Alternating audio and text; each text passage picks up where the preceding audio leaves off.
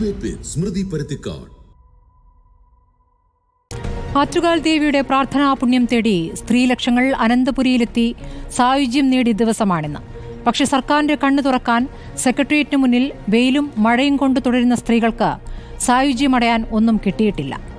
ആരോഗ്യമന്ത്രിയുടെ മനസ്സറിയാൻ അവരിൽ ചിലരും ഇന്ന് പൊങ്കാലയിട്ടിട്ടുണ്ട്. ഇടയ്ക്കിടെ ഉറപ്പുകൾ നൽകാനും പിന്തുണ അറിയിക്കാനുമായി കുട ചൂടിയും അല്ലാതെയും കേന്ദ്ര സഹമന്ത്രിയും ഇവിടെ കയറിയിറങ്ങുന്നു.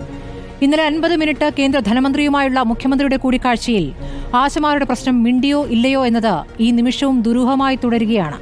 ഡൽഹിയിലുള്ള മുഖ്യമന്ത്രിയെ വിളിച്ച പ്രതിപക്ഷ നേതാവിന് പ്രതീക്ഷ നൽകുന്ന എന്തോ ഉറപ്പ് ലഭിച്ചെന്ന വാർത്തയുണ്ടായിരുന്നു.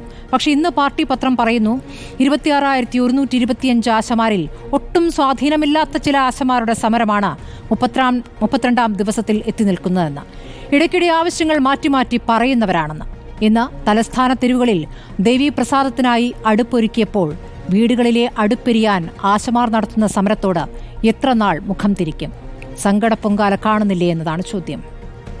ചർച്ചയിൽ ഡോക്ടർ VPP മുസ്തഫയാണ് CPM പ്രതിനിധിയായുള്ളത്. Advocate Najma Thabsheera youth league പ്രതിനിധിയാണ്. ഷാജി രാഘവൻ BJP പ്രതിനിധി. എസ് മിനി ആശാ വർക്കർ സമര നേതാവ്. ആദ്യം ഞാൻ മിനിയിലേക്ക് പോകുന്നു. മിനി, ഇന്ന് ദേശാഭിമാനിയിൽ വന്നിരിക്കുന്ന മുഖപ്രസംഗം അത് നിങ്ങളും വായിച്ചിരിക്കുമെന്ന് ഞാൻ കരുതുകയാണ്. 26,125 ആശമാരിൽ ഒട്ടും സ്വാധീനമില്ലാത്ത ആശമാർ നടത്തുന്ന സമരം എന്നുള്ളൊരു വാർത്ത കൂടി ഇന്നത്തെ പത്രത്തിലുണ്ട്. അപ്പോൾ നിങ്ങൾ അടിക്കടി ആവശ്യങ്ങൾ മാറ്റുന്നവരാണ് എന്നാണ് ഈ മുഖപ്രസംഗത്തിൽ പറയുന്നത്. എന്താണ് നിങ്ങൾക്ക് ഈ ഘട്ടത്തിൽ സർക്കാരിനോട് പറയാനുള്ളത്? ഒന്ന്, ഞങ്ങളിങ്ങനെ അടിക്കടി ഞങ്ങളുടെ മുദ്രാവാക്യങ്ങൾ, ഡിമാൻഡുകൾ മാറ്റുന്നവരല്ല എന്നതാണ് ആദ്യം തന്നെ പറയാനുള്ളത്. ഞങ്ങൾ ഫെബ്രുവരി 10-ാം തീയതി സെക്രട്ടേറിയറ്റിന് മുന്നിൽ സമരവുമായി വരുമ്പോൾ ഉന്നയിച്ചിരുന്ന പ്രധാനപ്പെട്ട ആവശ്യങ്ങൾ ഓണറേറിയം വർദ്ധിപ്പിക്കുക. നിലവിലത് 232 രൂപയാണ് നൽകിക്കൊണ്ടിരിക്കുന്നത്. ദിവസ വേതന കണക്കിൽ നോക്കിയാൽ അത് ഈ ഗവൺമെൻറ് അവരുടെ പ്രകടന പത്രികയിൽ വാഗ്ദാനം ചെയ്തിരുന്നത് പോലെ, പ്രഖ്യാപിച്ചിരുന്നത് പോലെ ദിവസം വേതനം 700 രൂപയാക്കുക എന്നതാണ് ഒരു പ്രധാനപ്പെട്ട ഡിമാൻഡ്. മറ്റൊന്ന്, വിരമിക്കുന്ന ആശമാർക്ക് ഏറ്റവും ചുരുങ്ങിയത് 5 ലക്ഷം രൂപയെങ്കിലും വിരമിക്കൽ ആനുകൂല്യമായി നൽകുക, പെൻഷൻ അനുവദിക്കുക തുടങ്ങിയ ഡിമാൻഡുകളാണ്. അതോടൊപ്പം തന്നെ ഓണറേറിയത്തിൽ ഏർപ്പെടുത്തിയിരിക്കുന്ന 10 മാനദണ്ഡങ്ങളുണ്ട്. അത് എടുത്തു മാറ്റണം, എല്ലാ മാസവും കൃത്യമായി നൽകണം. ഈ ഡിമാൻഡിനകത്ത് ഞങ്ങൾ ഇപ്പോഴും ഉറച്ചു നിൽക്കുകയാണ്. അതിനകത്ത് യാതൊരു വ്യത്യാസവും വരുത്തിയിട്ടില്ല എന്നുള്ളതാണ്. മറ്റൊന്ന്, രണ്ടാമത്തെ കാര്യം, ഏതാനും ചില ആശമാർ ഉന്നയിക്കുന്ന ഒരു സമരമാണെന്ന് പറഞ്ഞു. ശരി, ആയിക്കോട്ടെ, എന്താ അങ്ങനെ ഏതാനും ചില ആശമാർക്ക് ഉന്നയിച്ചൂടെ? സംഘടനയുടെ അംഗത്വത്തിന്റെ വലിപ്പം കണ്ടിട്ടാണോ നമ്മൾ ചെയ്യുന്നത്?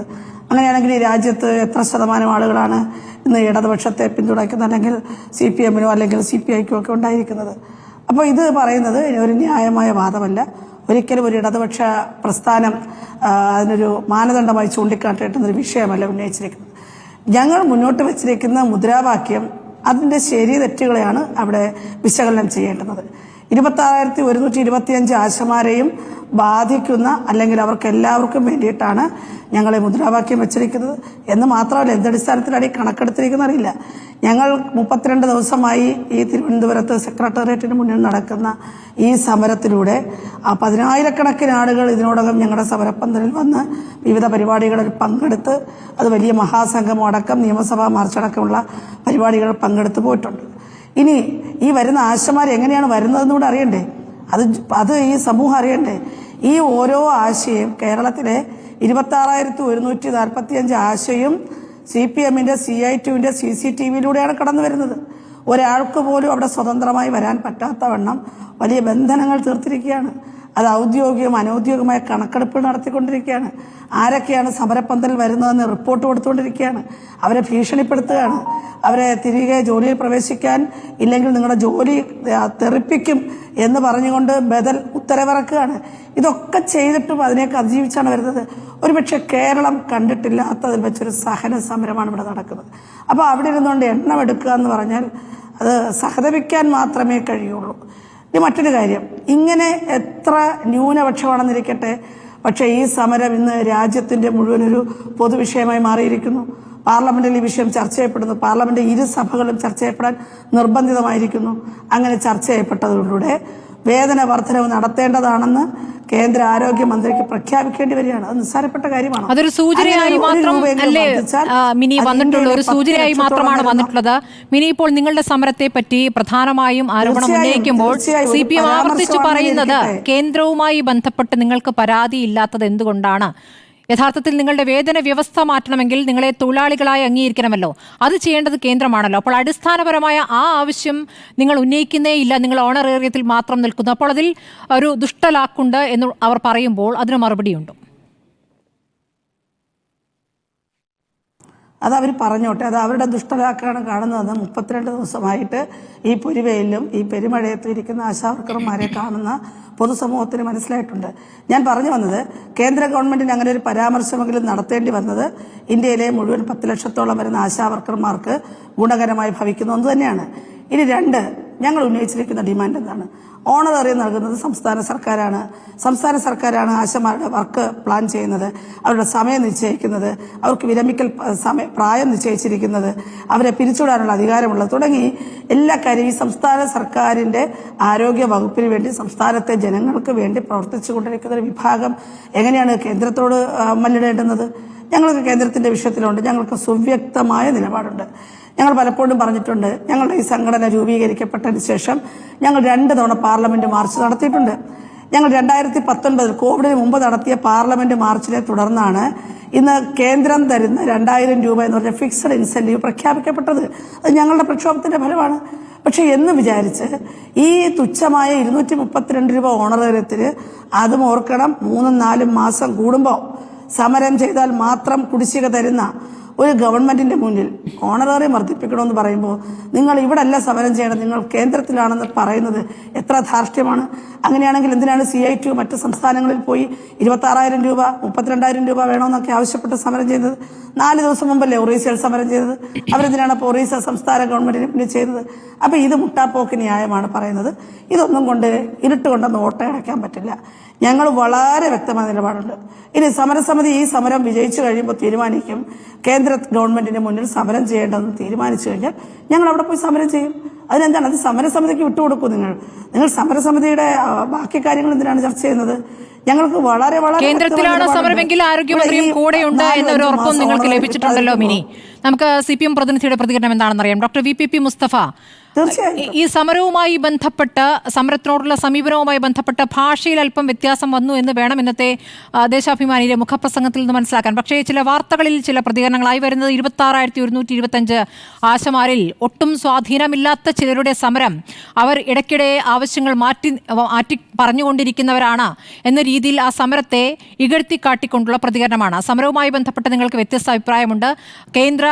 കേന്ദ്രാവിഷ്കൃത പദ്ധതികൾ സംസ്ഥാനങ്ങളിൽ നൽകുമ്പോൾ കേന്ദ്രമെടുക്കുന്ന സമീപനവുമായി ബന്ധപ്പെട്ട് ഗുരുതരമായ ചില വിഷയങ്ങൾ നിങ്ങൾ ഉന്നയിക്കുന്നുണ്ടോ? ഇതൊക്കെ ശരി തന്നെ. പക്ഷെ ആശമാരെ സംബന്ധിച്ച് അവർക്ക് കിട്ടുന്ന തുച്ഛമായ തുക, അതാണല്ലോ അവരുടെ വിഷയം. അതിലെ വലിയ വിഷയങ്ങളിലേക്ക് അവർക്ക് കടക്കാൻ അവരുടെ ജീവിത സാഹചര്യങ്ങൾ അനുവദിക്കുന്നില്ല. ശ്രീ VPP മുസ്തഫ, ഈ ഓണറേറിയം എന്നുള്ളത് കൃത്യമായി പരിഗണിക്കേണ്ട ഒരു വിഷയമായി മാറിയിട്ടില്ലേ യഥാർത്ഥത്തിൽ?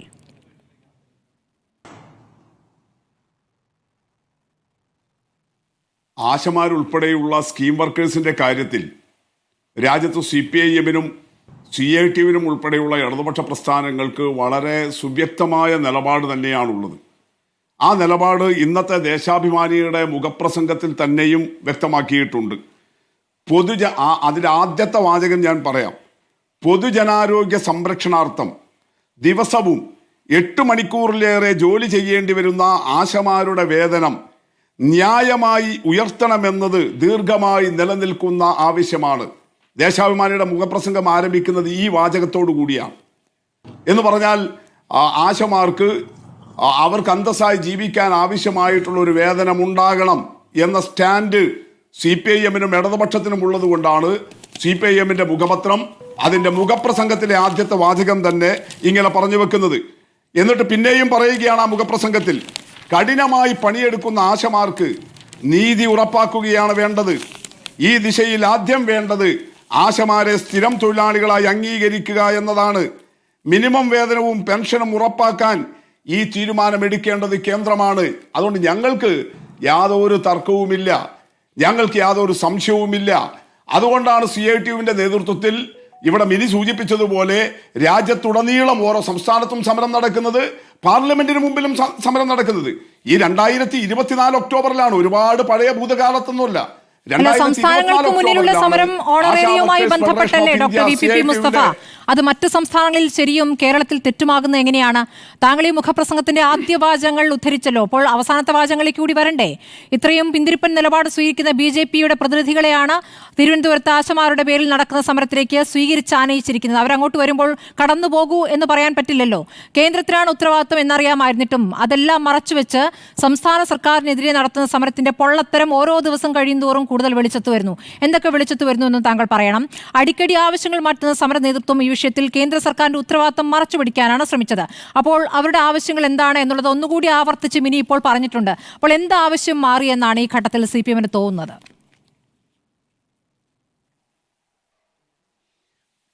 ആശമാരുടെ ആവശ്യങ്ങളെ സംബന്ധിച്ച് അവർക്ക് കൃത്യമായ ഒരു ജീവിതം ഉറപ്പുവരുത്താനുള്ള നിലപാടാണ് ഞാൻ വായിച്ച ദേശാഭിമാനിയുടെ മുഖപ്രസംഗത്തിലെ വരികളിലുള്ളത്. അതാണ് ഇന്ത്യയിലെ ആശമാരുടെ അടിസ്ഥാന നിലപാട്. അവരെ തൊഴിലാളികളാക്കണം. അവരിപ്പോൾ ആക്ടിവിസ്റ്റുകൾ മാത്രമാണ്. സർക്കാർ രേഖകൾ അനുസരിച്ച്, അവരുടെ നിയമനത്തിന്റെ സ്വഭാവം അനുസരിച്ച് അവർ വെറും ആക്ടിവിസ്റ്റുകൾ മാത്രമാണ്. ആക്ടിവിസ്റ്റുകൾക്ക് എവിടെയും ശമ്പളം കൊടുക്കാൻ വേണ്ടി കഴിയില്ലല്ലോ, പെൻഷൻ കൊടുക്കാൻ വേണ്ടി കഴിയില്ലല്ലോ. ആക്ടിവിസ്റ്റുകൾ എന്ന് പറയുന്നത് പലതും സന്നദ്ധ സേവനമല്ലേ ആയിട്ട് വരിക. അതുകൊണ്ട് ആശമാർ ചെയ്യുന്ന സേവനത്തിനനുസരിച്ച് അവരെ തൊഴിലാളികളായി അംഗീകരിച്ച് കിട്ടണം. അതാണ് 10 ലക്ഷം ആശമാരുടെ, അവരെ സ്നേഹിക്കുന്ന ഇന്ത്യയിലെ പൊതുസമൂഹത്തിന്റെ നിലപാട്. ആ നിലപാടാണ് ദേശാഭിമാനിയുടെ മുഖപ്രസംഗത്തിലുള്ളത്. ആക്ടിവിസ്റ്റുകളായിരിക്കുമ്പോൾ തന്നെയല്ലേ നിയമസഭയിൽ UDF കാലത്ത് ഇവരുടെ ഓണറേറിയം കൂട്ടണമെന്നാവശ്യപ്പെട്ട് അന്ന് MLA ആയിരുന്ന എളമരം കരീം ആവശ്യമുന്നയിച്ചത് അല്ലേ? അന്ന് എത്രയാക്കണമെന്നാണ് ആവശ്യപ്പെട്ടിരുന്നത്? അവിടെ മാത്രമല്ല സ്മൃതി, എളമരം കരീം നിയമസഭയിൽ മാത്രമല്ല ഈ ആവശ്യം ഉന്നയിച്ചത്.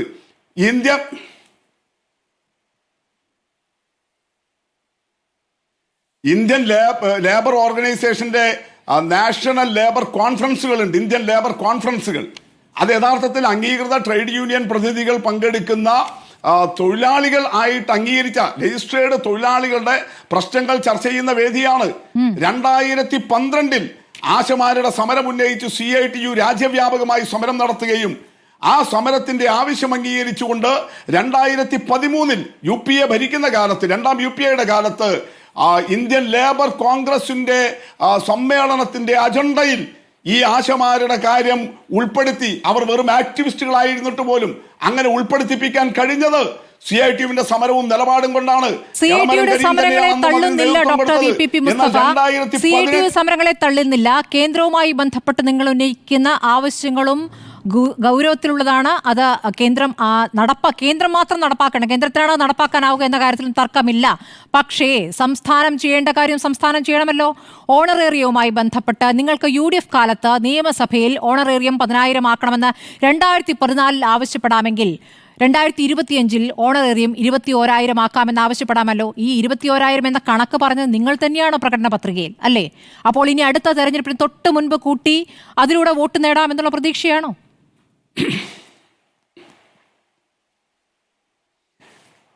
ഞാൻ പറഞ്ഞു വന്നത് 2013 അങ്ങനെ ഇന്ത്യൻ ലേബർ കോൺഗ്രസിൽ ഉൾപ്പെടെ ആശമാര് അവർ വെറും ആക്ടിവിസ്റ്റുകളായിരിക്കുമ്പോൾ പോലും തൊഴിലാളികളുടെ യോഗത്തിൽ ആ പ്രശ്നം ഉന്നയിപ്പിക്കാൻ കഴിഞ്ഞിട്ടുണ്ട് ഇന്ത്യയിലെ ഇടതുപക്ഷ പ്രസ്ഥാനത്തിന്, ഇന്ത്യയിലെ ഇടതുപക്ഷ ട്രേഡ് യൂണിയൻ പ്രസ്ഥാനങ്ങൾക്ക്. എന്നാൽ 2015 ശേഷം, കൃത്യമായിട്ട് പറഞ്ഞാൽ നരേന്ദ്രമോദിയുടെ നേതൃത്വത്തിലുള്ള കേന്ദ്ര അധികാരം വന്നതിന് ശേഷം ഇന്ത്യൻ ലേബർ കോൺഗ്രസിന്റെ ഒരു സമ്മേളനം പോലും കഴിഞ്ഞ 10-11 വർഷമായിട്ട് കൂടിയിട്ടേയില്ല. ഇന്ത്യയിലെ തൊഴിലാളികളുടെ പ്രശ്നങ്ങൾ ആശമാരുൾപ്പെടെ ഇന്ത്യയിലെ തൊഴിലാളി വർഗം മുഴുവൻ നേരിടുന്ന ജീവിത പ്രശ്നങ്ങൾ നമ്മുടെ മുന്നിലുണ്ടല്ലോ.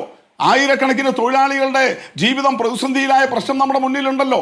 ലേബർ കോഡുകൾ ഉൾപ്പെടെ വന്നു നിൽക്കുന്നു.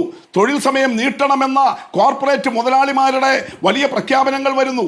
ആ ഇന്ത്യൻ ലേബർ കോൺഗ്രസ് പോലും കഴിഞ്ഞ 11 വർഷമായിട്ട് മോഡി ഭരണത്തിൽ വിളിച്ചിട്ട് പോലുമില്ല. അങ്ങനെ തീർത്തും തൊഴിലാളി വിരുദ്ധ സമീപനം സ്വീകരിക്കുന്ന ആശമാരുൾപ്പെടെയുള്ള ആളുകളെ തൊഴിലാളികളായി അംഗീകരിക്കാൻ പോലും തയ്യാറാകാത്ത കേന്ദ്ര സർക്കാരിന്റെ ആളുകൾ, അതിന്റെ മന്ത്രി തന്നെ വന്നിട്ട് ഈ സമരമുഖത്ത് നിൽക്കുന്നതിന്റെ ലാക്കെന്താ? അതാണ് ഞങ്ങൾ ഉന്നയിക്കുന്നത്. ഈ സമരത്തിന്റെ ദിശ തെറ്റിപ്പോയിരിക്കുന്നത് അവിടെയാണ്. അതുകൊണ്ടാണ് സ്വാഭാവികമായിട്ടും അങ്ങനെ ഇടതുപക്ഷ സർക്കാരിനെ കരിവാരി തേക്കാൻ വേണ്ടി ബോധപൂർവം കേന്ദ്രമന്ത്രി ഉൾപ്പെടെ തീരുമാനമെടുക്കേണ്ട, അവർ കഷ്ടപ്പെടുന്ന തൊഴിലാളി വർഗത്തിൽപ്പെട്ട ആളുകളല്ലാതാകുന്നു അല്ലേ? അവർ പെട്ടെന്ന് ഗൂഢാലോചനക്കാരാകുന്നു. ഞാൻ വരാം, BJP-യോടുള്ള ചോദ്യങ്ങൾ ചോദിച്ച ശേഷം വരാം.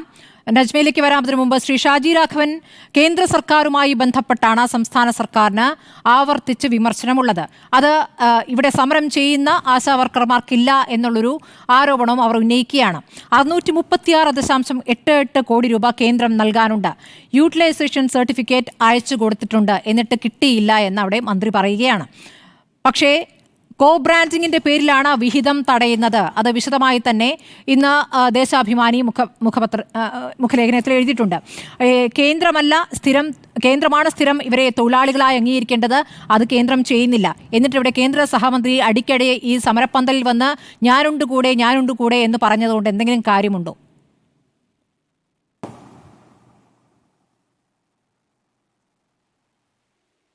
നോക്കൂ സ്മൃതി, അടിക്കടിക്ക് ഒരു കേന്ദ്രമന്ത്രി അവിടെ ചെല്ലുന്നുണ്ടെങ്കിൽ അവിടെ ഒരു സ്വീകാര്യത ഉള്ളത് കൊണ്ടാണ്. അതിനകത്ത് സ്മൃതി അസ്വസ്ഥത കാണിച്ചിട്ട് കാര്യമില്ല. ഇടയ്ക്ക് സ്മൃതി പറയുന്നുണ്ടായിരുന്നു പിന്തിരിപ്പന്മാരായിട്ടുള്ളവർക്ക് അവിടെ ഇടം കൊടുത്തു എന്നൊക്കെ. എന്താണ്, അങ്ങനെയൊക്കെയാണോ ഇതിനെ കാണുന്നത്? അവിടെ സമരം ചെയ്യുന്നവർ വലിയ പ്രതീക്ഷ മാത്രമല്ല, BJP-യെ പ്രതിനിധീകരിച്ചും കേന്ദ്ര ഗവൺമെൻറ്റിനെ പ്രതികരിച്ചും അവിടെ ആരെങ്കിലും എത്തിയിട്ടുണ്ടെങ്കിൽ അവർ വെറും പ്രതീക്ഷ മാത്രമല്ല കൊടുത്തത്. സ്മൃതി, ഇന്ന് ലക്ഷക്കണക്കിന് ആൾക്കാർ പൊങ്കാലയിട്ട് തിരുവനന്തപുരം വിട്ടു. പാവപ്പെട്ട കുറേ സ്ത്രീകൾ അവിടെ ഇരിക്കുക. ദേശാഭിമാനിയിൽ എഴുതിയിട്ട് വല്ല കാര്യമുണ്ടോ? 30 ദിവസം കഴിഞ്ഞു.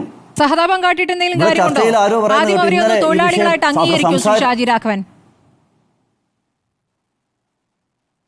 ഞാൻ വരാം സ്മൃതി, തിരക്ക് കൂട്ടണ്ട ഞാൻ വരാം.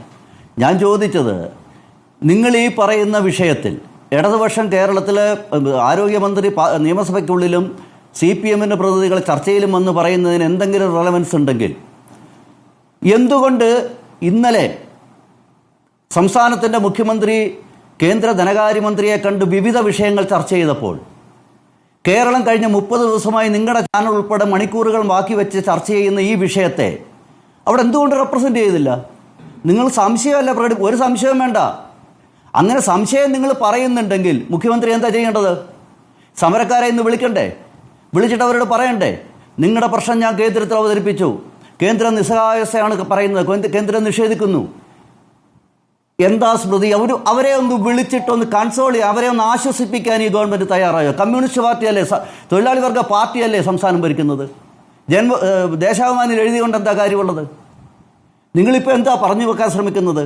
കേരളത്തിൻ്റെ പൊതുബോധ്യം ഇപ്പോൾ വളരെ കൃത്യമായി 2 കാര്യത്തിലുണ്ട് സ്മൃതി. ഒന്നെന്താണ്, ഈ പ്രശ്നത്തിൽ 2 ആംഗിളാണുള്ളത്. ഒന്ന്, കേരളം ഈ സമരം തുടങ്ങിയ കാലഘട്ടം തുടങ്ങേണ്ട 10-20 ദിവസം പറഞ്ഞുകൊണ്ടിരുന്ന ഒരു പ്രധാനപ്പെട്ട വിഷയം, കേന്ദ്രം പണം തരാനുണ്ട്. നിയമസഭയ്ക്കുള്ളിൽ ആദ്യം ആരോഗ്യവകുപ്പ് മന്ത്രി പറഞ്ഞു 100 കോടി കിട്ടാനുണ്ട്. അത് പൊളിഞ്ഞു. പിന്നീട് അത് 560-600 കോടിയാകുന്നുണ്ട്. ഈ 560-ൻ്റെ 600 കോടിയുടെ കാരണം എന്താണെന്നുള്ളത് കേരളത്തിന് ബോധ്യമുണ്ട്. നവകേരള യാത്ര നടന്നപ്പോൾ ആവേശത്തിൽ കൈചുരുട്ടി പ്രസംഗിച്ചു, ഇത് കേരളമാണ്, ഇവിടെ കേന്ദ്രത്തിൻ്റെ ഫാസിസം നടത്താൻ പറ്റില്ല, ഇത് ഫെഡറലിസത്തിനെതിരാണ്, ഞങ്ങൾ ഒരു പ്രാഥമിക ആരോഗ്യ കേന്ദ്രത്തിനും ഈ പറയുന്ന ആരോഗ്യമന്ത്രി എന്നുള്ള പേരിടൽ, ഇത് കേരളമാണ്. കയ്യടിക്ക് വേണ്ടി പ്രസംഗിക്കുക മാത്രമല്ല, കേന്ദ്രത്തിൻ്റെ നോംസ് ഈ രാജ്യത്തെ മുഴുവൻ സംസ്ഥാനങ്ങളും അംഗീകരിച്ചപ്പോൾ കേരളം അതിൽ നിന്ന് മാറി നിന്നു. ഇത് റെക്കറിങ് ഗ്രാൻഡാണ്. ഒരു വർഷത്തെ ഫണ്ട് ലാപ്സ് ആയാൽ, ആ ലാപ്സ് ആയത് മാത്രമല്ല 2024 ഏതാണ്ട് ജൂൺ മാസത്തോടു കൂടിയാണ് കേരളത്തിൽ നിന്നുള്ള കത്ത് പോകുന്നത്, കേന്ദ്രത്തിൻ്റെ എല്ലാ നോംസും ഞങ്ങൾ അംഗീകരിക്കാൻ തയ്യാറാണ് എന്നുള്ളത്.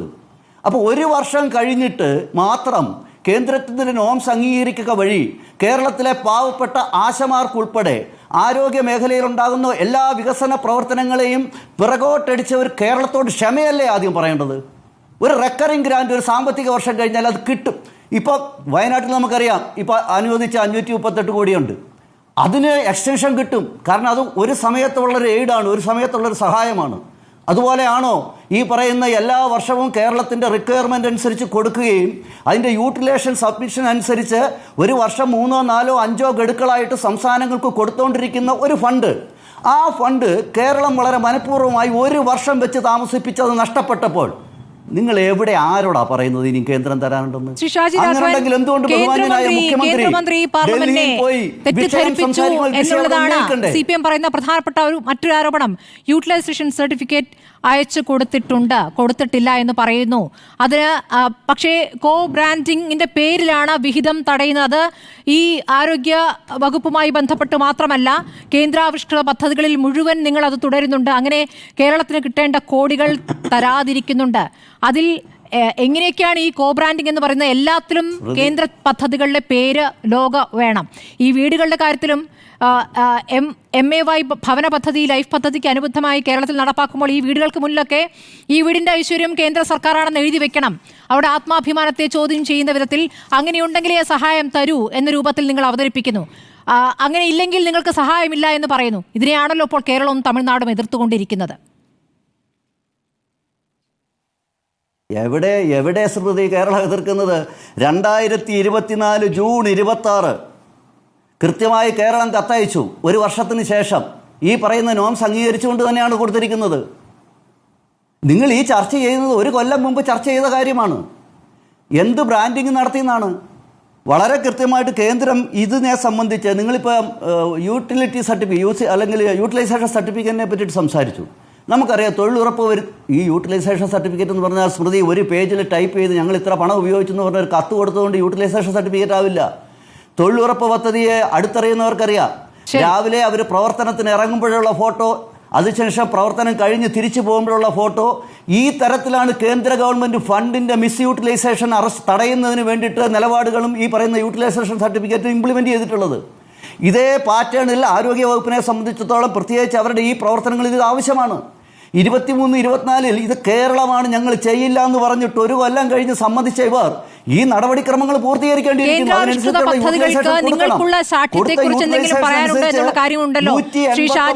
പ്രധാനമന്ത്രി ആവാസ് യോജന, ഭവന പദ്ധതി, സമഗ്ര ശിക്ഷാ പദ്ധതി, PM ശ്രീ സ്കൂൾ പദ്ധതി, ഇതെല്ലാം തന്നെ അവതാളത്തിലാകാൻ കാരണം നിങ്ങളുടെ പേര് വെച്ചിട്ടേ ആ സഹായം നൽകുള്ളൂ എന്നുള്ളതുകൊണ്ടാണ്.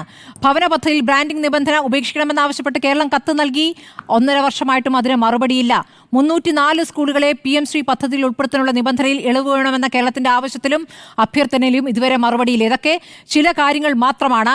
ഇനി ഞാൻ ഇടവേളയിലേക്ക് പോവുകയാണ്. നജ്മയിലേക്കാണ് ഇടവേളയ്ക്ക് ശേഷം. ആദ്യം ഈ വെയിലത്തും മഴയത്തും 32 ദിവസമായി തുടരുന്ന സ്ത്രീകളെ അവഗണിക്കുന്ന യഥാർത്ഥത്തിൽ കേന്ദ്രമാണോ സംസ്ഥാനമാണോ? നജ്മ പറയും ഇടവേളയ്ക്ക് ശേഷം. 32ാം ദിവസത്തിലെത്തി നിൽക്കുന്ന ഒരു സമരമാണ്.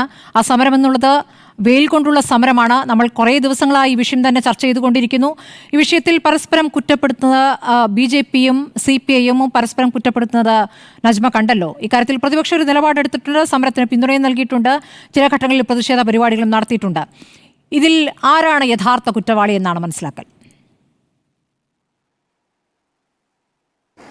തീർച്ചയായും അതിലൊരു ക്ലാരിറ്റി വരുത്തേണ്ടതുണ്ട് എന്നാണ് ഞാൻ ആഗ്രഹിക്കുന്നത്. യഥാർത്ഥത്തിൽ ആശാ വർക്കർമാരുടെ ശമ്പളം അല്ലെങ്കിൽ ഇൻസെൻറ്റീവ് കൊടുത്തുകൊണ്ടിരിക്കുന്നത് 2 വകയായിക്കൊണ്ട് തന്നെയാണ്. കേന്ദ്ര സർക്കാരിൻ്റെയും സംസ്ഥാന സർക്കാരിൻ്റെയും ഭാഗങ്ങളായിട്ടുള്ള എമൗണ്ട് കൂടിയിട്ടാണ് ഇവർക്കൊരു ഇൻസെൻറ്റീവ് കൊടുത്തുകൊണ്ടിരിക്കുന്നത്.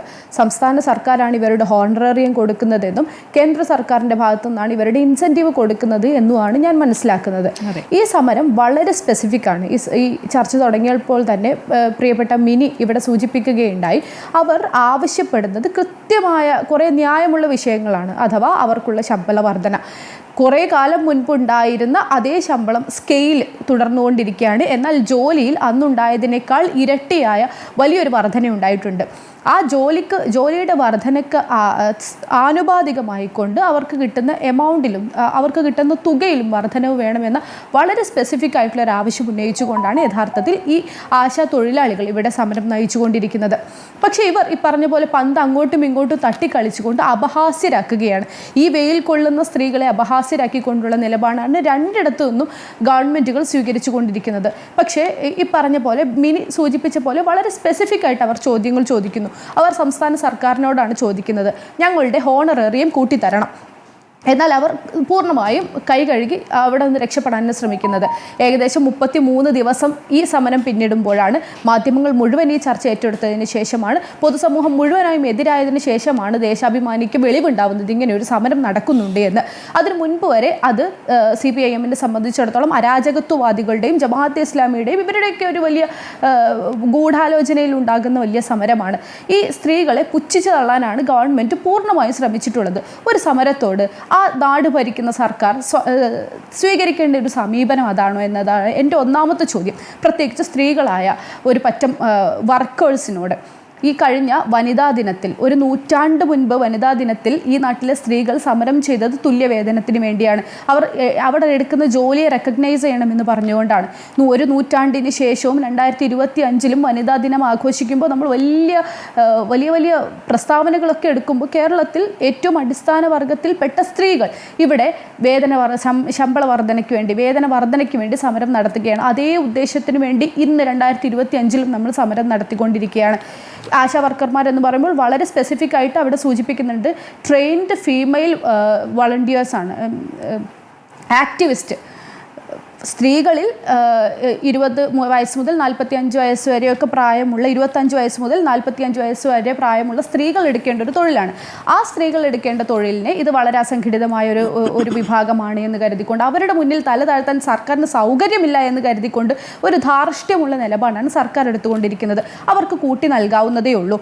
യഥാർത്ഥത്തിൽ മറ്റ് സംസ്ഥാനങ്ങളുടെ ഒരു ഉദാഹരണത്തിലേക്ക് ഞാൻ പോകുന്നില്ല, അതിനെക്കുറിച്ച് നമ്മൾ ചർച്ച ചെയ്താണ്. കർണാടകയിൽ എന്താണ് സംഭവിച്ചത്, ഓരോ സംസ്ഥാനങ്ങളിലും ആശാ വർക്കർമാരുടെ ജോലി സംബന്ധിച്ചും വ്യത്യസ്ത തലങ്ങളുണ്ട്. കേരളത്തിൽ ആശമാർ ഏതൊക്കെ രൂപത്തിൽ പ്രവർത്തിക്കുന്നു, അവരുടെ ജോലി എന്തൊക്കെയാണ്, അവർക്ക് ജോലിക്ക് കൃത്യമായ ഒരു സമയക്രമമില്ല. ഇതൊക്കെ തന്നെ നമ്മൾ പലതവണ ചർച്ച ചെയ്ത് കഴിഞ്ഞതാണ്. നജ്മ തബ്ഷീറ, ഇതിൽ പ്രായത്തിന്റെ വിഷയത്തിലും ഒരു തർക്കമുണ്ട്. പ്രായപരിധിയില്ലായിരുന്നു ആദ്യം, പ്രായപരിധി ഒന്നും പറഞ്ഞിട്ടില്ല. ആരോഗ്യമുണ്ടെങ്കിൽ നിങ്ങൾക്ക് വന്ന് ഈ ആശാ വർക്കർമാരാകാം, അതിനുള്ള മനസ്സുണ്ടായാൽ മതി, മനസ്സുള്ള സമയത്ത് മതി എന്നായിരുന്നു അത് തുടങ്ങുമ്പോൾ. പിന്നെയാണ് ഇതിൽ മാത്രം ഒതുങ്ങേണ്ടി വരുന്ന രൂപത്തിലേക്ക് അത് വിപുലമായത്. കോവിഡ് കാലത്ത്, നിപ കാലത്തൊക്കെ അവരുടെ പ്രവർത്തനം എന്തായിരുന്നു എന്ന് നമ്മുടെ കേരളം കണ്ടതല്ലേ? അതെ, തീർച്ചയായും. ഞാൻ അതിലൊരു സജഷൻ മാത്രം മുന്നോട്ട് വെക്കുകയാണ്. വളരെ ഹാർഡായിട്ട് വർക്ക് ചെയ്യുന്ന ഒരു തദ്ദേശ സ്വയംഭരണ സ്ഥാപനത്തിലെ മെമ്പറാണ് ഞാൻ. ആ അനുഭവം വെച്ച് മാത്രം പറയാം. തദ്ദേശ സ്വയംഭരണ സ്ഥാപനങ്ങൾ ഏറ്റവും കൂടുതൽ ഡിപ്പെൻഡ് ചെയ്യുന്ന ഒരു തരം വർക്കേഴ്സാണ്, അല്ലെങ്കിൽ ഒരു കൂട്ടം വർക്കേഴ്സാണ് ആശാ വർക്കേഴ്സ് എന്ന് പറയുന്നത്. ഓരോ വീടുമായും ഓരോ സ്ത്രീയുമായും, മുലയൂട്ടുന്ന സ്ത്രീകളുമായി, ഗർഭിണികളുമായ സ്ത്രീകളായി, അസുഖബാധിതരായ ആളുകളുമായൊക്കെ കൃത്യമായ ഒരു ഡേ ടു ഡേ അഫയേഴ്സ്, അവരുടെ എല്ലാ കാര്യങ്ങളും അറിയാവുന്ന ഒരു കൂട്ടം മനുഷ്യരാണ് ആശാ വർക്കേഴ്സ് എന്ന് പറയുന്നത്. ഈ കാലം എന്ന് പറയുന്നത് ഇനിയുള്ള മഴക്കാല പൂർവ്വ ശുചീകരണങ്ങളുടെയൊക്കെ കാലമാണ്. ഇതിനൊക്കെ ഒരു തദ്ദേശ സ്വയംഭരണ സ്ഥാപനം കൃത്യമായി ആശ്രയിക്കുന്നത് കേരളത്തിൽ ആശാ വർക്കേഴ്സിനെയാണ്. അത്രയും കൃത്യമായി അവർ പണിയെടുത്തുകൊണ്ടിരിക്കുന്നുണ്ട്. ജീവിതശൈലി രോഗങ്ങളുടെ ലിസ്റ്റ് ഉണ്ടാക്കിക്കൊണ്ടിരിക്കുന്നുണ്ട്. വളരെ ഹാർഡായിട്ടുള്ളൊരു ജോലി അവർ ചെയ്തുകൊണ്ടിരിക്കുകയാണ്. അവർക്ക് ഹോണറേറിയം കൂട്ടി നൽകണമെന്നുള്ളത് വളരെ ന്യായമായ ഒരു ആവശ്യമാണ്. ആ ന്യായമായ ആവശ്യത്തിന് ഞങ്ങളുടെ ഒന്നാമത് ഇവർ പറയുന്ന കാര്യം, ഇത് ഞങ്ങളുടെ കാര്യമല്ല, ഇത് ഞങ്ങളല്ല ചെയ്യേണ്ടത് എന്ന് പറഞ്ഞ് അവർ അവിടെ നിന്ന് മാറി നിൽക്കുന്നു. അത് പച്ചക്കള്ളമാണ്. അതിനെ ഞാൻ അംഗീകരിക്കുന്നേ ഇല്ല. ഇനി രണ്ടാമത് അവർക്ക് വേണമെങ്കിൽ പറയാം സംസ്ഥാന സർക്കാരിൻ്റെ കയ്യിൽ പണമില്ല. അതിലും വ്യക്തമായ വിയോജിപ്പുകളുണ്ട്. ധൂർത്തിന് പണം ഉണ്ടാവുകയും എന്നാൽ ആളുകളുടെ പട്ടിണി മാറ്റാൻ പണമില്ലാതാവുകയും ചെയ്യുന്ന അപഹാസ്യകരമായ ഒരു സാഹചര്യത്തെക്കുറിച്ച് എനിക്ക് അഭിപ്രായ വ്യത്യാസമുണ്ട്. എന്നാൽ പോലും ഇപ്പോൾ അംഗനവാടി വർക്കേഴ്സിൻ്റെ ഹോണറേറിയം കൂട്ടിയ കാര്യത്തിൽ, അതുപോലെ തന്നെ പ്രേരകമാരുടെ അവരുടെ തൊഴിലുമായി ബന്ധപ്പെട്ട കുടിശ്ശിക നൽകുന്നതിൻ്റെ കാര്യത്തിൽ ഒക്കെ സർക്കാർ സ്വീകരിച്ച ഒരു സമീപനമുണ്ട്. മാതൃകാപരമല്ലെങ്കിലും പട്ടിണി മാറ്റാൻ അത് ഉചിതമാണ്. പ്രേരകമാരുടെ വർഷങ്ങളായിട്ടുള്ള ശമ്പളം കുടിശ്ശികയായിരുന്നു. അത് നൽകാൻ സാധിക്കാത്തതിൽ മനം നൊണ്ട് ആത്മഹത്യ ചെയ്യുന്ന പ്രേരകമാർ വരെ കേരളത്തിലുണ്ടായി. ആ സമയത്ത് അത് സംസ്ഥാന സർക്കാർ തദ്ദേശ സ്വയംഭരണ സ്ഥാപനങ്ങളുടെ പിടലിക്ക് വെച്ചു കൊടുത്തു. എന്തെങ്കിലും ആയിക്കൊള്ളട്ടെ, പക്ഷേ അവർക്ക് കഞ്ഞി കുടിക്കാനുള്ള വകയുണ്ടായല്ലോ. പ്രേരകമാർക്ക് ശമ്പളം കൊടുക്കാനുള്ള ഉത്തരവാദിത്വം അത് തദ്ദേശ സ്വയംഭരണ സ്ഥാപനങ്ങളിലേക്ക് കൊടുത്തു. അംഗൻവാടി ജീവനക്കാർക്ക് ഹോണറേറിയം നൽകാനുള്ള പണം കണ്ടെത്തേണ്ടുന്ന ഉത്തരവാദിത്വം അത് തദ്ദേശ സ്വയംഭരണ സ്ഥാപനങ്ങൾക്ക് കൊടുത്തു. അതോടുകൂടി തദ്ദേശ സ്വയംഭരണ സ്ഥാപനങ്ങൾ അവർക്ക് പണം നൽകുകയും അവർക്ക് ജീവിക്കാനുള്ള വകയുണ്ടാവുകയും ചെയ്യുന്നു. അതാണ് ഏറ്റവും പ്രധാനമായൊരു കാര്യം. അവർ ചെയ്യുന്ന തൊഴിലിന് പണം കിട്ടുകയും അതിൽ നിന്ന് മനുഷ്യർ അതിജീവിക്കാൻ പറ്റുകയും ചെയ്യുക എന്നുള്ളത് അത് സാധ്യമാവുന്നു. ഇനി അവർക്ക് പണമില്ല എന്നതാണ് എക്സ്ക്യൂസ് എങ്കിൽ അത് തദ്ദേശ സ്വയംഭരണ സ്ഥാപനങ്ങളിൽ വളരെ ചെറിയ തുകയല്ലേ വരുന്നുള്ളൂ. ഈ ആശാ വർക്കർമാർക്ക് നമ്മൾ അവരെടുക്കുന്ന തൊഴിലിന് അനുസരിച്ചുള്ള കൂലി കൊടുക്കാൻ പറ്റുമെന്ന് ഞാൻ വിചാരിക്കുന്നില്ല. അത്രയും വലിയൊരു തൊഴിലാണ് അവർ ചെയ്തുകൊണ്ടിരിക്കുന്നത്. അവർ ആവശ്യപ്പെടുന്നത് വളരെ ചെറിയൊരു വർധനമാണ്. ആ വർധനവ് സംസ്ഥാന സർക്കാർ 700 രൂപ ചെയ്തു കൊടുക്കേണ്ട ഉത്തരവാദിത്വമുണ്ട്. അതെ അതെ, എന്ന് വെച്ചാൽ 230 ഉറുപ്പ്യ ഉണ്ട് ഇക്കാലത്ത് എന്ത് നടക്കും? 235 രൂപ കൊണ്ട് ഒരു ദിവസം ഒരു മനുഷ്യൻ എത്ര നേരം പണിയെടുത്തിട്ടാണ് ഈ പൈസ ഉണ്ടാക്കുന്നതെന്ന് അറിയോ? അതുകൊണ്ടൊരു മനുഷ്യന് എങ്ങനെയാണ് ജീവിക്കാൻ പറ്റുക? അതൊരു ചോദ്യമല്ലേ? 700 രൂപ എന്ന് പറയുന്നത് വളരെ ന്യായമായ ആവശ്യമാണ് അവർ ഉന്നയിക്കുന്നത്. ഇതിൽ സംസ്ഥാന സർക്കാരിന് പണം കൂട്ടി നൽകാൻ സാധിക്കും. അത് അവർ ചെയ്തേ പറ്റൂ. അതിന് തദ്ദേശ സ്വയംഭരണ സ്ഥാപനങ്ങളുടെ സഹായം തേടണമെങ്കിൽ ആവാം. കേന്ദ്ര ഗവൺമെൻറ് അവിടെ നിന്ന് മാറി നിൽക്കണം എന്നല്ല ഞാൻ പറയുന്നത്. അവരും കൃത്യമായി ഇടപെടേണ്ട ഈ വിഷയങ്ങളുണ്ട്. പക്ഷെ അവരിലൂടെ മാത്രമല്ല ഇതിനൊരു പരിഹാരമാവുന്നത്. പക്ഷേ അവരെ തൊഴിലാളികളായി അംഗീകരിക്കേണ്ടത് കേന്ദ്രമല്ലേ നജ്മ? അങ്ങനെ ഒരു ആവശ്യം ഇവിടെ നിന്ന് പ്രതിപക്ഷത്തിന്റെ ഭാഗത്തുനിന്നും ശക്തമായി വരേണ്ടതല്ലേ? തീർച്ചയായും ഞങ്ങൾ അതിൽ ഒരു തരത്തിലുള്ള എസ്കേപ്പിസം നടത്തുന്നില്ല. അവരെ തൊഴിലാളികളായി അംഗീകരിക്കണം, അവർക്കെല്ലാ വിവിധ ബെനിഫിറ്റും ഉണ്ടാവണം, അവർക്ക് പെൻഷൻ തുക ഉണ്ടായിരിക്കണം. ഇത് ഒരു മനുഷ്യൻ, തൊഴിലെടുക്കുന്ന ഒരു മനുഷ്യൻ കിട്ടേണ്ട എല്ലാ ആനുകൂല്യങ്ങളും അവർക്ക് കിട്ടണമെന്ന് ഞങ്ങൾക്ക് ആഗ്രഹമുണ്ട്.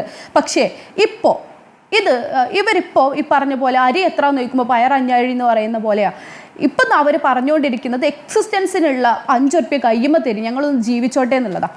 പക്ഷേ ഇവർ പറഞ്ഞുകൊണ്ടിരിക്കുന്നത് ഇവരുടെ വലിയ അവകാശങ്ങളെക്കുറിച്ച്. അതിനെക്കുറിച്ച് നമുക്ക് സംസാരിക്കാം, അത് നമുക്ക് ചെയ്യണം. അത് ചെയ്ത് മാത്രമേ ഇതിന് പരിഹാരം ഉണ്ടാക്കാൻ സാധിക്കൂ എന്ന് ഞാൻ വിശ്വസിക്കുന്നു. പക്ഷേ കേന്ദ്രം ചെയ്യേണ്ടത് ചെയ്യാതെ സംസ്ഥാനം ചെയ്യേണ്ടത് ചെയ്യൂ എന്ന് പറഞ്ഞുകൊണ്ട് ഇവിടെ കേന്ദ്ര സഹമന്ത്രിയും അല്ലെങ്കിൽ BJPയുടെ പ്രധാനപ്പെട്ട നേതാക്കളും ഇന്നിപ്പോൾ രാജീവ് ചന്ദ്രശേഖർ അടക്കം വന്നല്ലോ. ഇന്ന് പൊങ്കാലയാണ്, പൊങ്കാല ദിവസം ഈ സ്ത്രീകൾക്ക് മുഖ്യമന്ത്രിയുടെ ഒരു ഉറപ്പ് നൽകൂ എന്നൊക്കെ ഒരു വാചകം, ഒരു ഹെഡ്ലൈൻ വാചകമായി ഇടാൻ പറ്റുന്ന കാര്യങ്ങൾ വേഗം വന്ന് പറയുകയാണ്. ഇങ്ങനെ വന്ന് പറയുന്നതിനെ തുടർച്ചയായ ഇവരുടെ സന്ദർശനത്തെ എങ്ങനെയാണ് കാണേണ്ടത്? അവർ ചെയ്യേണ്ടത് ചെയ്യാതെയാണ്. അതെ, അതങ്ങനെ ഉണ്ടാവും എന്നുള്ളത് നമ്മൾ കേവല രാഷ്ട്രീയ ബോധമുള്ള എല്ലാ മനുഷ്യർക്കും പ്രെഡിക്റ്റ് ചെയ്യാൻ പറ്റുന്ന കാര്യമാണ്. ഇങ്ങനെയൊരു സമരം ഉണ്ടാകുമ്പോൾ കേന്ദ്രം ഭരിക്കുന്ന BJP ഇതിനെ മുതലെടുക്കുമെന്നുള്ളത്. അവരേതെങ്കിലും തരത്തിൽ ഇതിൽ കൃത്യമായൊരു ഇടപെടൽ നടത്തുന്നേ വിശ്വസിക്കുന്നില്ല. ഇനി നടത്തുന്നതിന് മുൻപേ വലിയൊരു ഷോ ഓഫ് ഇറക്കാനും അത് അവർക്ക് രാഷ്ട്രീയമായി മുതലെടുപ്പ് നടത്താനും വേണ്ടി ശ്രമിക്കുന്ന കൂട്ടരാണ് ഈ രാഷ്ട്രീയ പാർട്ടി എന്ന് നമുക്ക് കൃത്യമായിട്ടറിയാം. ഇത് നമ്മളെക്കാൾ നന്നായി ആർക്കറിയാം? CPIM-അറിയാം. ഈ സംസ്ഥാനം ഭരിക്കുന്ന മുഖ്യമന്ത്രിക്കും മന്ത്രിമാർക്കും ഈ ഭരണകക്ഷിക്കും കൃത്യമായി അറിയാം. അതറിയാവുന്ന ആളുകൾക്ക് ഈ സമരം 33ാമത്തെ ദിവസത്തിലേക്ക് നീട്ടിക്കൊണ്ടു പോവേണ്ട വല്ല ആവശ്യമുണ്ടോ? ഇത് 1ാമത്തെയോ 2ാമത്തെയോ ദിവസം ഈ ആളുകളെ നേരിട്ട് വിളിച്ച് അവരോട് സംസാരിച്ച് അവർക്ക് എന്താണ് ആവശ്യമുള്ളത് എന്ന് സംസ്ഥാനത്തിൽ നൽകാൻ പറ്റുന്നത് നൽകി ഇതേ പ്രശ്നം കേന്ദ്ര സർക്കാരിൻ്റെ പിരടിക്ക് ഇട്ടുകൊടുത്താൽ, അല്ലെങ്കിൽ കേന്ദ്ര സർക്കാരാണ് ഇത് പരിഹരിക്കേണ്ടത് ബാക്കി എന്ന് ഒരു സ്റ്റേറ്റ്മെൻറ്റ് ഇതുപോലെ ഒരു ചാനൽ ചർച്ച ഒന്നും പറയാൻ ചെറുതാക്കുന്നില്ല, ഒരു ചർച്ചയിൽ ഒരു മൈക്കിൻ്റെ മുന്നിൽ വന്ന് മുഖ്യമന്ത്രി പറഞ്ഞാൽ തീരുന്ന പ്രശ്നമേ ഉള്ളൂ. ഒരു ക്ലാരിറ്റി കൊടുക്കാൻ സാധിക്കാത്തത് എന്തുകൊണ്ടാണ്? ആ ക്ലാരിറ്റി കൊടുക്കാൻ സാധിക്കാത്തത് ഞങ്ങൾക്കും വയ്യ പണിയെടുക്കാൻ, അവർക്കും വയ്യ പണിയെടുക്കാൻ. ഇനി അവർ അതിൽ നിന്ന് രാഷ്ട്രീയ മുതലെടുപ്പ് നടത്തുകയാണെങ്കിൽ നടത്തിക്കോട്ടെ എന്ന് വിശ്വസിക്കുന്നത് കൊണ്ടല്ലേ. കഴിഞ്ഞ ദിവസം ഒറ്റ കാര്യം കൂടി പറഞ്ഞുകൊണ്ട് അവസാനിപ്പിക്കാം. കഴിഞ്ഞ ദിവസം മുഖ്യമന്ത്രിയും ഈ സംസ്ഥാനത്തിൻ്റെ ഗവർണറും നിർമ്മലാ സീതാരാമനും കേന്ദ്ര ധനകാര്യമന്ത്രിയും തമ്മിലൊരു കൂടിക്കാഴ്ചയുണ്ടായി. കേരളത്തിൽ ഇത്ര വലിയ വിഷയം നടക്കുമ്പോൾ അവിടെ കൂടിക്കാഴ്ചയുണ്ടായി. ഈ വിഷയം ചർച്ചയേ ആയില്ല എന്നാണ് KV തോമസ് പറഞ്ഞത് നമ്മൾ കേട്ടത്. ഇതുവരെ അതിൽ എന്താണ് ചർച്ച ചെയ്തതെന്ന് പോലും നമുക്കറിയില്ല. ഞാൻ മനസ്സിലാക്കുന്നത് ഇവർ രണ്ടുപേരും തമ്മിലുള്ള ഏതോ ഒരു രാഷ്ട്രീയ കളി മാത്രമാണ്. ഈ സ്ത്രീകളെ വെയിലത്ത് നിർത്തിയാലും ഒരു പ്രശ്നവും ഇല്ല, മഴയത്ത് നിർത്തിയാലും ഒരു പ്രശ്നവും ഇല്ല എന്ന് അഹംഭാവമാണ് സർക്കാരിൻ്റെ ഇരു സർക്കാരുകളുടെയും ഭാഗത്ത്. ശരി, 50 മിനിറ്റ് അനൗദ്യോഗിക കൂടിക്കാഴ്ചയിൽ സൂചനകൾ മാത്രമാണ് പുറത്തേക്ക് വന്നിട്ടുള്ളത്. എന്തുകൊണ്ടാണ് അതിനൊരു രഹസ്യ സ്വഭാവം വെക്കേണ്ടത് എന്നറിയില്ല. കേരളവുമായി ബന്ധപ്പെട്ട കാര്യങ്ങൾ ചർച്ച ചെയ്തു എന്ന് പറയുമ്പോഴും എന്തൊക്കെയാണ് എന്ന് സ്പെസിഫിക്കായി കൃത്യമായി പറയുന്നതിൽ എന്താണ് തടസ്സമെന്ന് സംസ്ഥാന സർക്കാരാണ് ബോധ്യപ്പെടുത്തേണ്ടത്. മിനി, ഇപ്പോൾ നിങ്ങളുടെ സമര വേദിക്കരികിലൊക്കെ ഇന്ന് ആരോഗ്യമന്ത്രി എത്തിയിട്ടുണ്ട്. ആശമാർക്കൊപ്പമാണ് ഞാൻ അല്ലെങ്കിൽ സംസ്ഥാന സർക്കാർ എന്നുള്ള കാര്യം ആശമാർക്കറിയാം എന്നാണ് ഇന്ന് ആരോഗ്യമന്ത്രി പറഞ്ഞിട്ടുള്ളത്. എനിക്ക് തോന്നുന്നത് ഈ പൊങ്കാലയിട്ട കുറച്ച് ആശമാരെ മന്ത്രി കണ്ടിട്ടുമുണ്ടെന്ന് തോന്നുന്നു. സംസാരിച്ചോ അവരോട്? ഈ സമരം ചെയ്യുന്നവരുമായി മന്ത്രി സംസാരിച്ചോ? ഇല്ല, ഒരിക്കലുമില്ല. അങ്ങനെ ഒരു സംസാരത്തിൻ്റെ യാതൊരു ശബ്ദമൊക്കെ പോയിരിക്കുകയാണ്. അങ്ങനെ യാതൊരു തരത്തിലുള്ള സംസാരവും നടന്നിട്ടില്ല. അതെ, യാതൊരു തരത്തിലുള്ള സംസാരവും നടന്നിട്ടില്ല. ഇവിടെ സൂചിപ്പിച്ചതുപോലെ കേന്ദ്ര ഗവൺമെൻറ്റുമായി ചർച്ച ചെയ്യാൻ പല അവസരങ്ങൾ ലഭിച്ചവരാണ് സംസ്ഥാനം ഭരിക്കുന്നവർ. ശ്രീ KV തോമസ് അവിടെ ചർച്ച ചെയ്തു. അത് കഴിഞ്ഞിട്ട് ഇന്നിപ്പോൾ മുഖ്യമന്ത്രി കഴിഞ്ഞ 2 ദിവസമായി സന്ദർശനം നടത്തി. പക്ഷേ എന്നിട്ടും ഇത് ചർച്ച ചെയ്യുന്നില്ലെങ്കിൽ പിന്നെ എവിടെയാണ് ചർച്ച ചെയ്യേണ്ടത്? നമുക്കൊരു ഗവൺമെൻറ്റിനെ സമീപിക്കാനുള്ളൊരു അവസരം കിട്ടിയിട്ട് അത് പ്രയോജനപ്പെടുത്തുന്നില്ല എന്ന് പറയുമ്പോൾ തീർച്ചയായിട്ടും അത് പരിശോധിക്കപ്പെട്ടിട്ടാണ്. ഞാൻ ആദ്യം സൂചിപ്പിച്ചതുപോലെ ഈ സമരത്തെ തള്ളിക്കളയാൻ കഴിയില്ല. ഇത് സംസ്ഥാന സർക്കാരിൻ്റെ കീഴിലാണ് ആശാവർക്കർമാർ പ്രവർത്തിക്കുന്നത്. ഇവിടെ ഞങ്ങൾ ഉന്നയിച്ചിരിക്കുന്ന ഒരു ഡിമാൻഡും ഞങ്ങൾ പുതുതായി ഗവേഷണം ചെയ്ത് കണ്ടുപിടിച്ചതല്ല. അത് ഭരിച്ചുകൊണ്ടിരിക്കുന്ന ആളുകൾ അവരുടെ മുൻകാലങ്ങളിൽ സമരം ചെയ്തതോ അല്ലെങ്കിൽ അവർ ഉന്നയിച്ചിരിക്കുന്ന ഡിമാൻഡുകളോ തന്നെയാണ്. അപ്പം അതുകൊണ്ട് അതാണ് അത് സംബന്ധിച്ച് പറയാനുള്ളത്.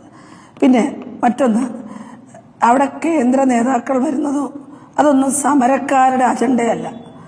അത് ഞങ്ങൾ തീരുമാനിക്കേണ്ടുന്ന വിഷയമല്ല. ഞങ്ങൾക്ക് വളരെ വ്യക്തമായ നിലപാടുണ്ട്.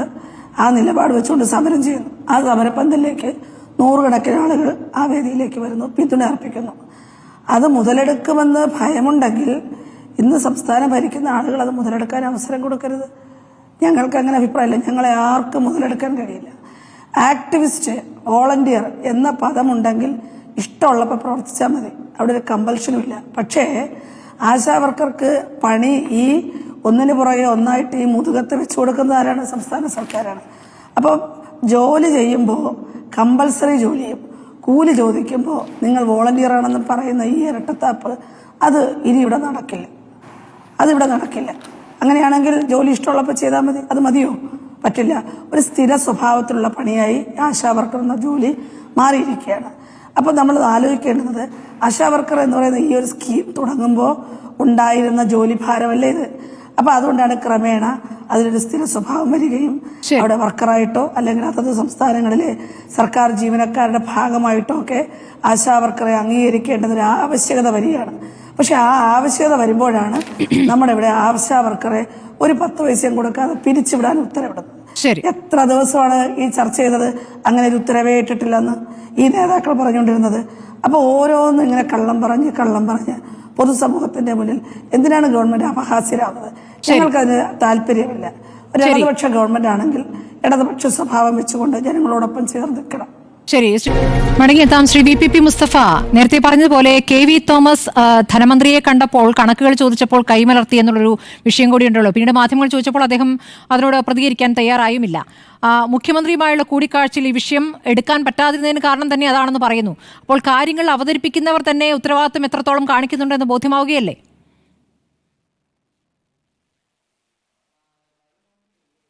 കേരളത്തിലെ സർക്കാർ ഇടതുപക്ഷ സർക്കാർ തന്നെയാണ് എന്ന് ബോധ്യപ്പെടുത്തുന്ന ഒരു വാർത്തയാണ് നമ്മുടെ ഈ ചർച്ചയ്ക്കിടയിൽ നിങ്ങൾ ടെലികാസ്റ്റ് ചെയ്തത്. ഇത് ഇടതുപക്ഷ സ്വഭാവമുള്ള സർക്കാരാണ്, ഇടതുപക്ഷ നിലപാടുള്ള സർക്കാരാണ്. UP-യിൽ നാളെ ഹോളിയാണ്. ആ ഉത്തർപ്രദേശിൽ 70ഓളം മുസ്ലിം പള്ളികളാണ് ടാർപ്പാളിനിട്ട് മൂടിക്കെട്ടിയിരിക്കുന്നത്. നാളെ മുസ്ലിങ്ങളുടെ റമദാനിലെ 2ാമത്തെ വെള്ളിയാഴ്ച കൂടിയാണ്. പക്ഷേ എന്നിട്ട് പോലും അവിടെ പള്ളിയിലേക്ക് ആളുകൾ പോകാൻ പാടില്ല, വിശ്വാസികൾ പോകാൻ പാടില്ല. അവിടെ വലിയ ഭീതിയാണ് മുഖ്യമന്ത്രി ഉൾപ്പെടെ അവിടെ ഉണ്ടാക്കുന്നത്. എന്നാൽ ഇവിടെ ഇന്ന് തിരുവനന്തപുരത്ത് ഈ പൊങ്കാലയിൽ മണക്കാട്ടെ മുസ്ലിം പള്ളിയിലും പാളയത്തെ മുസ്ലിം പള്ളിയിലും ആ പള്ളി വളപ്പിൽ ഉൾപ്പെടെയാണ് പൊങ്കാലയിടുന്ന വിശ്വാസികൾ, ആറ്റുകാലമ്മയ്ക്ക് പൊങ്കാലയിടുന്ന വിശ്വാസികൾ അവരുടെ പ്രാർത്ഥന നിർവഹിച്ചത്. അപ്പം അതുകൊണ്ട് ഇത് കേരളം തന്നെയാണ്, ആ കേരളത്തിലെ ഇടതുപക്ഷ സർക്കാർ തന്നെയാണ് ഈ നിലയിലെല്ലാം കൊണ്ടുപോകുന്നത്. എന്നാൽ ആ ഇടതുപക്ഷ സർക്കാരിനെതിരെ ഒരു വല്ലാത്ത പ്രതീതി സൃഷ്ടിക്കാൻ ബോധപൂർവം ഈ സർക്കാർ എന്തോ വലിയ തൊഴിലാളി ദ്രോഹികളാണ്, കണ്ടില്ലേ ഈ പാവപ്പെട്ട ആശമാരെ പോലും കേൾക്കുന്നില്ല എന്ന് വരുത്തി തീർക്കാനുള്ള ആസൂത്രിതമായ പ്രചരണമാണ് നടക്കുന്നത്. യഥാർത്ഥത്തിൽ ആശമാരുടെ ഈ ഫെബ്രുവരി മാസം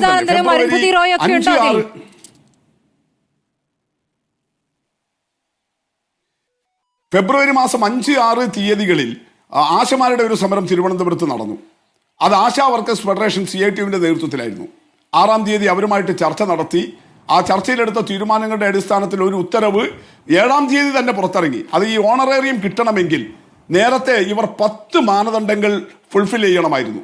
അതത്ര വേണ്ട, 5 മാനദണ്ഡങ്ങൾ ഫുൾഫിൽ ചെയ്താലും മുഴുവൻ ഓണറേറിയം കൊടുക്കാം എന്ന ഉത്തരവ് ഇറങ്ങി. അതുപോലെ മറ്റു കാര്യങ്ങൾ പഠിക്കാൻ വേണ്ടി ഒരു കമ്മിറ്റിയെ നിയോഗിച്ചു. ഈ നിലയിലെല്ലാമുള്ള കാര്യങ്ങളാണ് സ്വീകരിച്ചത്. 10-ാം തീയതിയാണ് ഇപ്പോൾ നടക്കുന്ന സമരം ആരംഭിക്കുന്നത്. ഫെബ്രുവരി 10-ന് സമരം ആരംഭിച്ച് 4-ാമത്തെയും 5-ാമത്തെയും ദിവസം 2 ദിവസം തുടർച്ചയായി സമരക്കാരുമായിട്ട് ചർച്ച നടത്തി. അതിൽ 15-ാം തീയതി ഫെബ്രുവരി 15-ാം തീയതി ആരോഗ്യവകുപ്പ് മന്ത്രി വീണ ജോർജ് തന്നെ ചർച്ചയ്ക്ക് നേതൃത്വം കൊടുത്തു. അവരുടെ മേശയ്ക്ക് ചുറ്റുമിരുന്നാണ് സാമാന്യം സമയമെടുത്തു തന്നെ സമരക്കാരുമായിട്ട് ചർച്ച എടുത്തത്. അതുകൊണ്ട് 1-2 ദിവസം കൊണ്ട് ഇത് തീർക്കാമായിരുന്നില്ലേ, ചർച്ചയ്ക്ക് വിളിക്കാമായിരുന്നില്ലേ, എന്തേ ഇവരെ കേൾക്കാത്തത് എന്ന തോന്നൽ ഉണ്ടാകേണ്ടതില്ല. സമരം ആരംഭിച്ച് 4-ാമത്തെയും 5-ാമത്തെയും ദിവസം ഈ നിമിഷവും എന്തായി എന്ന ചോദ്യം നിൽക്കുകയാണല്ലോ. ദിവസം 700 രൂപ ഓണറേറിയം, ദിവസം 700 രൂപ എന്നുള്ള ആവശ്യം, അതിന്മേൽ എന്താണ് തീരുമാനം? അനങ്ങിയിട്ടില്ലല്ലോ. കേന്ദ്രം ചെയ്യട്ടെ എന്നല്ലേ പറയുന്നത്. അപ്പൊ UDFന്റെ പ്രതിനിധി പറഞ്ഞത് 1-2 ദിവസം കൊണ്ട് ചർച്ച ചെയ്യാമായിരുന്നില്ലേ. ചർച്ച നടത്തിയെന്നേ, ചർച്ച നടക്കാത്തതല്ല. ആ ചർച്ചയിൽ എന്ത് തീരുമാനമായി എന്നുള്ളത് അവിടെ കിടക്കട്ടെ.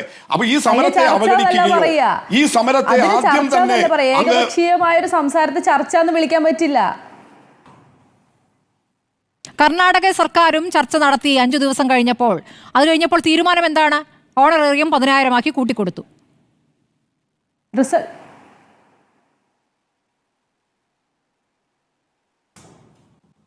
അത് നിങ്ങൾ നിർത്തിയാൽ ഞാൻ പറയാം. സ്വാഭാവികമായിട്ടും LDF സർക്കാർ എന്നാ നിങ്ങൾ അങ്ങ് എടുത്തോന്നേ. നിങ്ങൾ 4 LDF സർക്കാരിനെ വിമർശിക്കാൻ ഇഷ്ടം പോലെ സമയം കൊടുക്കുക. പറഞ്ഞോളൂ.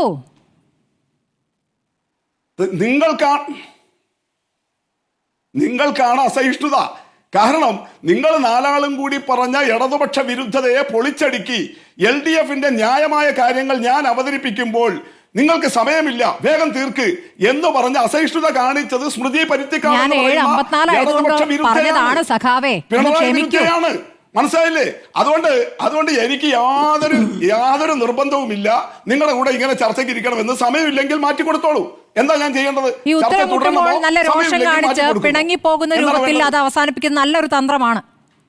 കൊള്ളാം. അല്ല, ആർക്കാ രോഷം?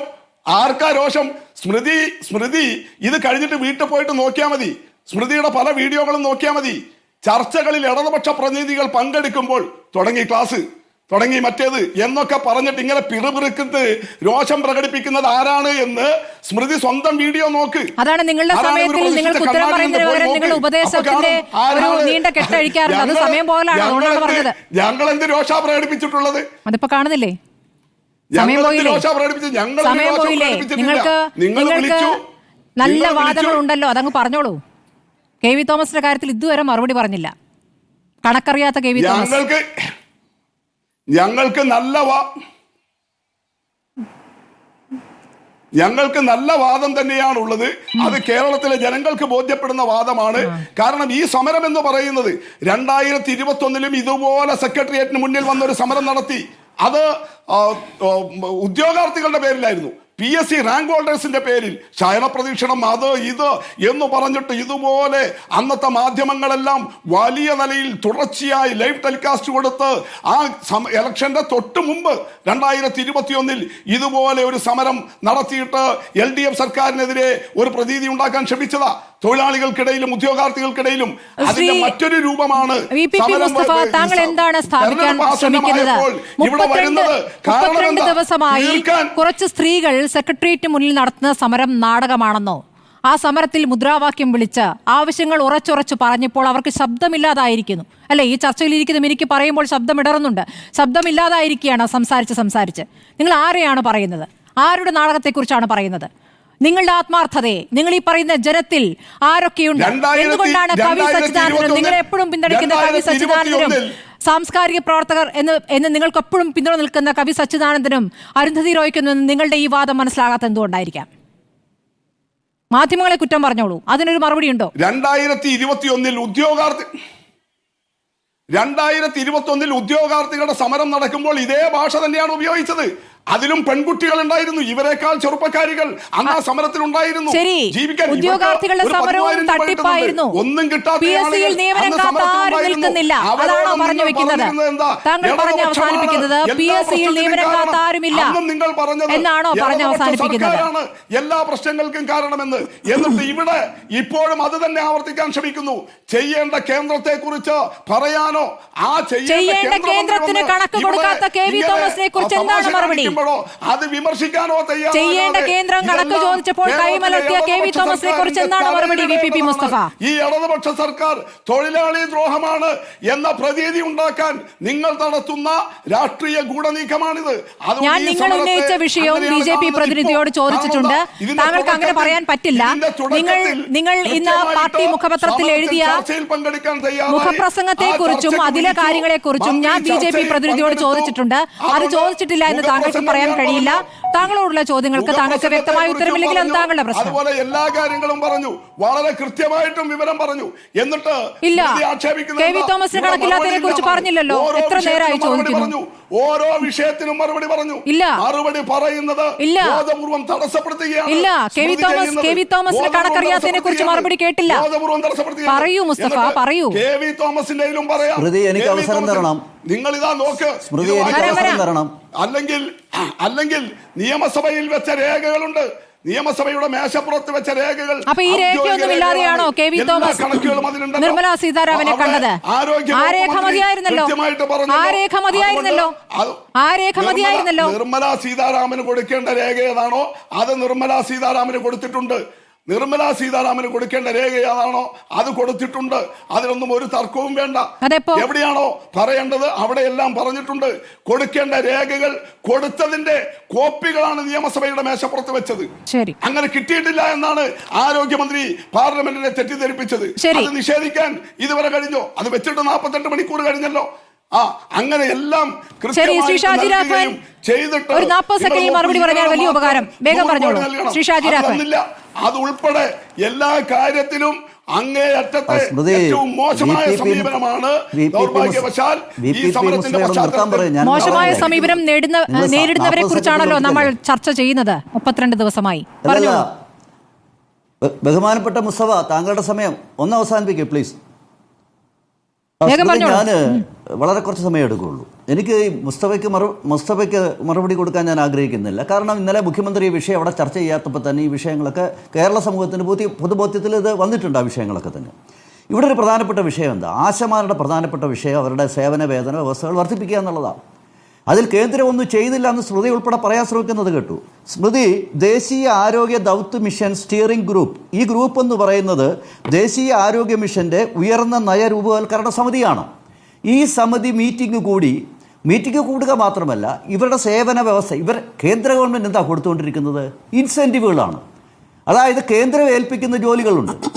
ഈ ആശമാരെ സംബന്ധിച്ചോളം അവരുടെ റിക്രൂട്ട്മെൻറ്റ്, അവരുടെ നിയമനം, അവരെന്ത് ജോലി ചെയ്യണം, അവരെത്ര സമയം ജോലി ചെയ്യണം. ഇവിടെ മുസ്തഫ തന്നെ പറഞ്ഞു 10 കണ്ടീഷൻ അവർ 5 കുറച്ചു എന്ന് പറഞ്ഞു. ഇവരെ തൊഴിലാളികളായിട്ട് ആരാണ് ഞാൻ ചോദിച്ചോട്ടെ? ആന്ധ്രാപ്രദേശ് നമ്മുടെ രാജ്യത്തെ പല സംസ്ഥാനങ്ങളും ഗ്രാറ്റുവിറ്റി കൊടുക്കുന്നു, പ്രസവ ആനുകൂല്യങ്ങൾ കൊടുക്കുന്നു, മെറ്റേണിറ്റി ലീവ് കൊടുക്കുന്നു. ഈ സംവിധാനങ്ങൾ ഇപ്പോഴത്തെ സാഹചര്യത്തിൽ ഈ രാജ്യത്ത് പല സംസ്ഥാനങ്ങളിലും കൊടുക്കുമ്പോൾ എന്താ പറയുക, തൊഴിലാളി വർഗ പാർട്ടി ഭരിക്കുന്ന കേരളത്തിൽ അവരെ തൊഴിലാളികളായിട്ട് അംഗീകരിക്കാനുള്ള ബാധ്യത അവർക്കല്ലേ മറ്റ് സംസ്ഥാനങ്ങൾ ചെയ്യുന്നത് പോലെ? എന്താ കേന്ദ്രം പറഞ്ഞിട്ടുള്ളത്? എല്ലാ വർഷവും നിങ്ങൾ ബോധ്യപ്പെടുത്തണം. 2000 രൂപയുടെ ഇൻസെന്റീവിൽ മാത്രമേ ഉത്തരവാദിത്തമുള്ളൂ. അല്ലല്ല സ്മൃതി, ഞാനതാണ് ചോദിക്കുന്നത്. ഇവരുടെ ആരാ ഇപ്പം നിലവിലാരാ ഓണറേറിയം കൊടുക്കുന്നത്? സ്മൃതി എന്തിനാ ഓണറേറിയം സംസ്ഥാനമാണ്, അതിൽ തർക്കമില്ല. നമുക്ക് തർക്കമില്ലാത്ത കാര്യത്തിൽ കുറിച്ചല്ലോ മറുപടി. അവരെ തൊഴിലാളികളായി അംഗീകരിക്കേണ്ടത് കേന്ദ്ര സർക്കാരാണ്, കേന്ദ്രാവിഷ്കൃത പദ്ധതിയാണെന്ന കാര്യത്തിൽ ഒരു തർക്കവുമില്ല. അതിലൊരു തർക്കവുമില്ല. ഓണറേറിയത്തിന്റെ കാര്യത്തിൽ തർക്കമുണ്ട്. സ്മൃതി തെറ്റിദ്ധരിപ്പിക്കണ്ട. സ്മൃതി അത് ഓണറേറിയം എന്തുകൊണ്ട് വന്ന ആ വാക്ക്? അവർ വോളണ്ടിയേഴ്സ് ആയതുകൊണ്ടാണ്. അതുകൊണ്ട് അവരുടെ നിയമനത്തിൽ അവർ വോളണ്ടിയേഴ്സ് എന്നല്ല എന്നുള്ളത് മാറ്റി കൊടുത്താൽ മതി. പ്രശ്നം തീരുമെന്നേ. പല സംസ്ഥാനങ്ങളും ഈ രാജ്യത്ത് ചെയ്തിട്ടുണ്ട്. ശരി, നിങ്ങൾ രണ്ടു കൂട്ടരും ഈ സമരത്തിൽ ഒരു തീരുമാനമാക്കാത്തത് കൊണ്ട് വീണ്ടും ഈ വിഷയം ചർച്ച ചെയ്യേണ്ടി വരുമല്ലോ. അപ്പോൾ അടുത്ത ദിവസം വീണ്ടും കാണാം. ശ്രീ ഷാജി രാഘവൻ, സമയം അതിക്രമിച്ചത് കൊണ്ടാണ്, ക്ഷമിക്കുക.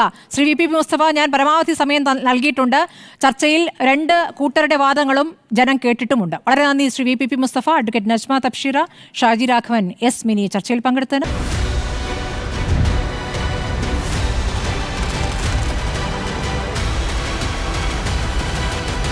ഡിബേറ്റ് വിത്ത് സ്മൃതി പരുത്തിക്കാട്.